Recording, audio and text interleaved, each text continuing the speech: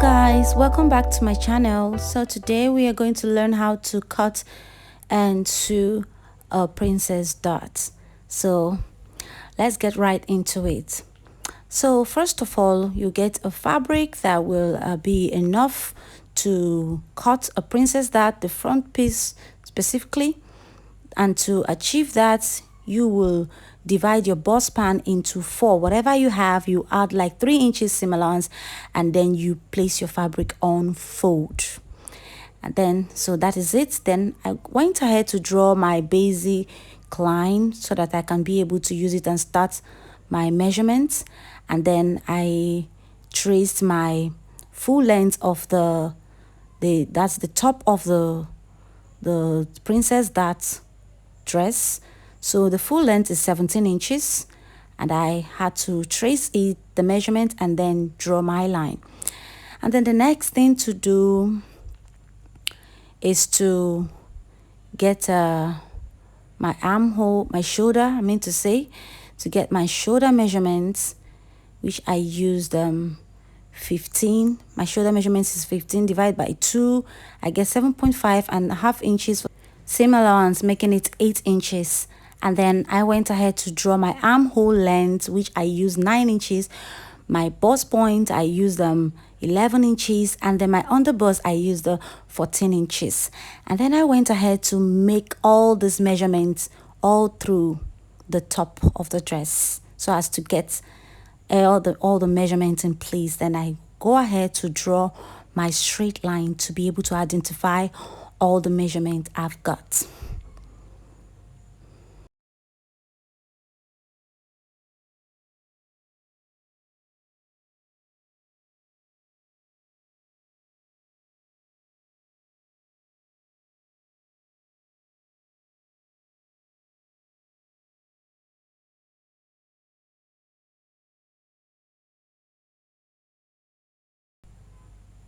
Then the next thing is to get the same shoulder measurement. I'll bring it down to the armhole length, that is the chest line. So I draw a straight line. I draw a straight line to join the shoulder and the armhole, so as to be able to create a perfect armhole curve. And then the next thing is to get my neckline. My neckline, I came in by 5 inches. That is for the width.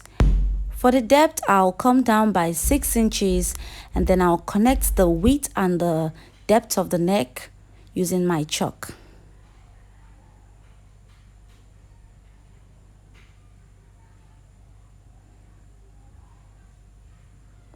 I'll connect it like so for easy cutting.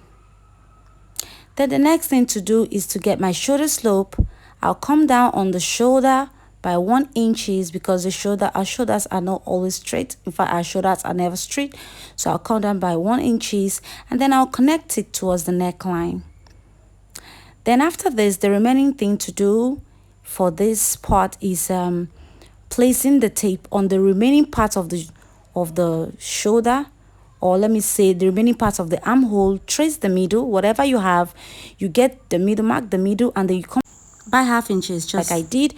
And that is how you're going to get your armhole dot. Then you come down on your bust point, not on your chest line, but on your bust point. You are going to have a nipple to nipple measurement. Whatever you have, you divide it by 2, and then you add 1/2 inches seam allowance, and then that is how you are going to place it on your bust point. You place it on your bust point, and then you place it on your underbust, and then you place it on your waistline, and then you make a straight line, just like I did. And then you connect that armhole dot, the line that you got, you connect that line that you got to the nipple to nipple measurement on the bust point. You do it like so. But remember, if you have an armhole curve, you can use it to achieve that. You connect it, and you come down to the 1/2 inches that you got. You also connect it like so. I don't know if you're understanding me. Then you come down to the underbust, and then you minus 1 inches on both sides. The same thing on the waistline, and then you connect the lines that you got, just like I'm doing right now. And then the next thing to do is to get that dart.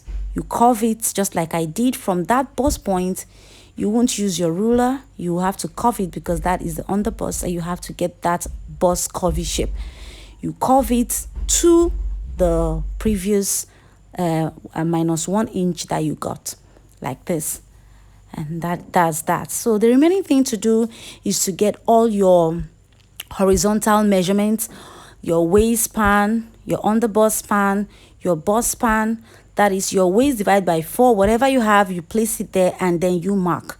On your underbust, you do the same thing. I mean, on your round underbust, you do the same thing, and then on your bust, but you are not going to make that measurement on your bust points, but instead on your armhole length. That is where you're going to mark your bust measurement.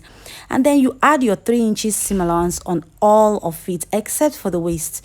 The waist, you add like 3.5 inches. I did that because normally we always have big stomach here in Africa. I don't know about other countries, but someone you see today, tomorrow the person's stomach is big, maybe because of one food or the other. So that's that. I always add 3.5. Then you come down to the, let's not forget, I came down and I added 1 inches on the down part of the darts on the armhole length. That is what I added, and then I make a new armhole for it. Then I cut off.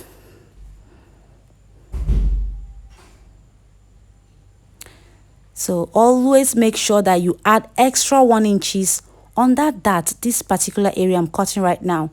You add it because if you do not add it, the middle part of this dress is going to be longer than that part, and it's going to cause a huge blunder for you. So always make sure you add that, because adding it will save you a whole lot of stress.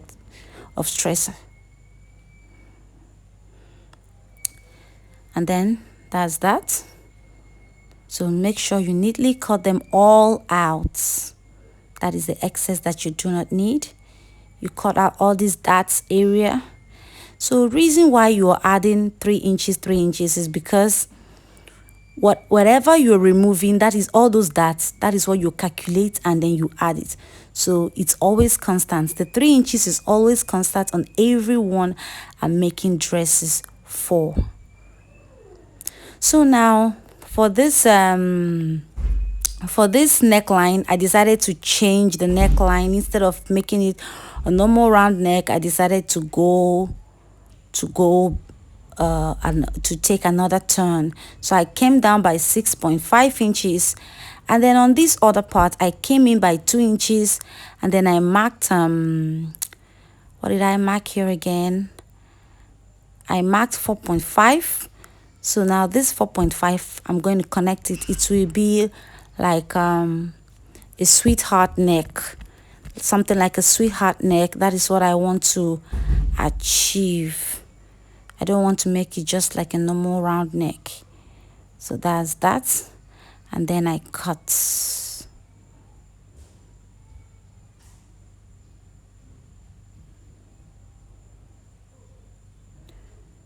that is it. Instead of going in by 2 inches, I went ahead because the width of the neck is already 5 inches. So I just went to straight under the 5 inches and I came down by 4.5. So no need for going through the 2 inches initial measurement. So this is the back piece right now. The back piece still maintains the full length of 17 inches. So I'm going to mark 17 inches all through to get my straight line. So that's that. I use my ruler to connect all the lines for easy measurement. Then the next thing to do is to get my 2 inches for the zip allowance behind. 2 inches for zip allowance. So you can actually use this kind of top to cut a peplum top. After cutting this particular one we are cutting right now, you can actually cut a peplum play to add to it. So that's it. So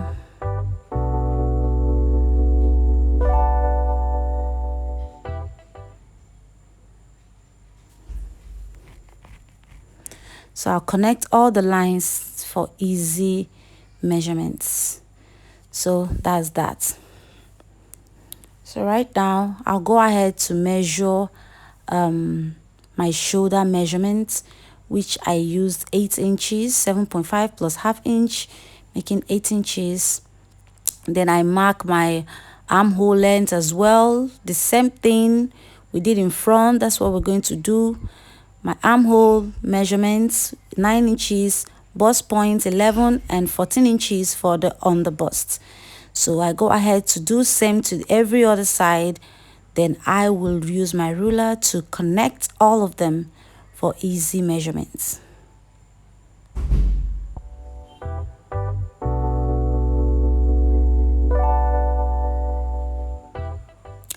So then I repeat same thing I did on the neckline. The 5 inches, I came in by 5 inches for the width.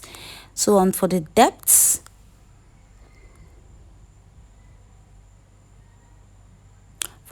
I came down by 4 inches, the depth of the neck. So right now I'm going to connect it in a round shape like normal round neck. I'm not going to use any sweetheart neck at the back piece, so just normal round neck. I'll connect it like so. And then the next is to get my nipple to nipple measurement. My nipple to nipple is 7 inches divided by 2. I get 3.5 plus half inch, making 4. So that is what I'm getting here. And then I'll connect it all the way down. So the next thing is to get my waist measurement, my round on the bust measurement, my bust measurement, and then I add all my seam allowance. I use 2.5 for the seam allowance. For this back piece is always constant. You don't need to change anything. This particular seam allowance is always constant for this kind of dress, for everybody. You can use it for anybody. It will still turn out well. Just make sure you use the right measurement. And then I repeat my shoulder measurement. I repeat same down there to get the straight line to be able to connect. And then my shoulder slope, let's not forget about that. I came down 1 inch on my shoulder slope, and then I connect it towards the neck, and that's that. So I've already known the middle of my armhole. I just went ahead to create the armhole measurement, and then I cut. So that is it.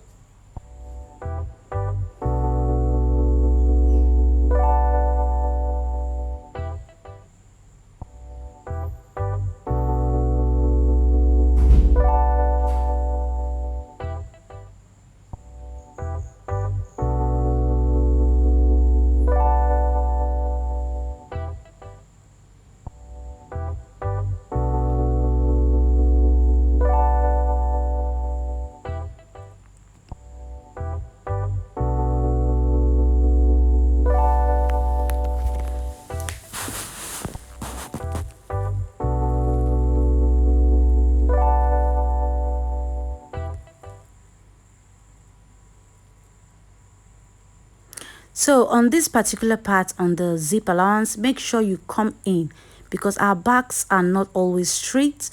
So you have to tilt in a bit, especially on the bust. Just immediately after the bust, you tilt in a bit so as to help you fix the zip properly to avoid zip bumps. So I've gone ahead to cut out the lining, and I ironed all the interfacing on the lining.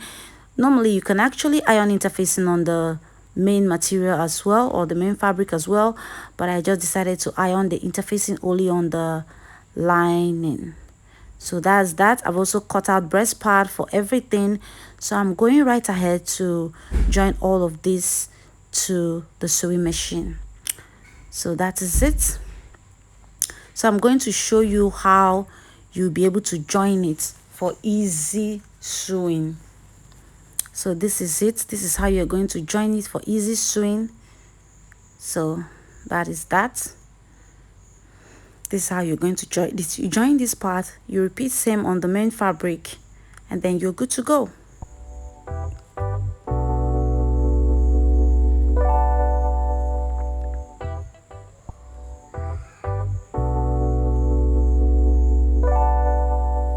So I'm going to show you the back piece as well, the way to join them, in case if you do not understand. This is it. That is the middle, like the how do I explain it, the zip allowance. That is it. See the way it tilts inside.